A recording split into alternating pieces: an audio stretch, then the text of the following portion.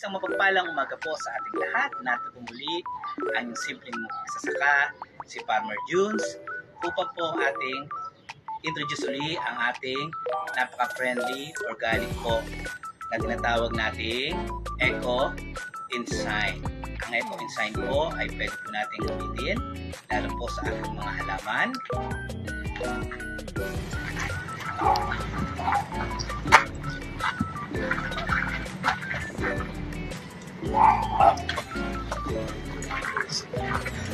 Andito po tayo sa ating komunidad, ang Happy Homes Community, at narito po ang ating tinatawag na hydroponics.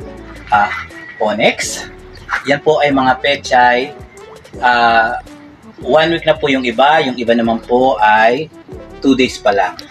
Atin po silang bibigyan ng Eco Ensign para po proteksyon sa ating pong mga kulisap, insekto. Nakakapagbigay din po ito ng tamang nutrisyon para sa halaman upang po ito'y lalong tumaba na maging berde.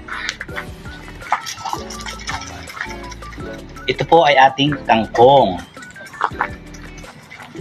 Yan po ay pechay. Ay baka mapalit. Mapalit kayo. Hindi ka na natin.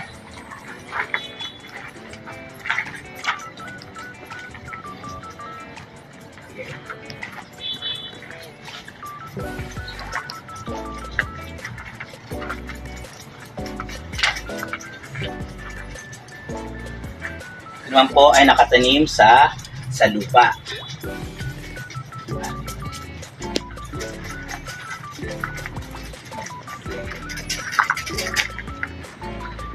Sa muli po, ating pong gamitin ang ating mga organikong pamamaraan.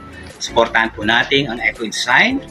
Ito po ay pagpapatunay ng ating mga halaman ay nagiging epesyente po at may panlaban po sa mga insekto. Sa muli po, narito po ang iyong Farmer June, nagsasabi ng Go Organic, Go Eco Ensign.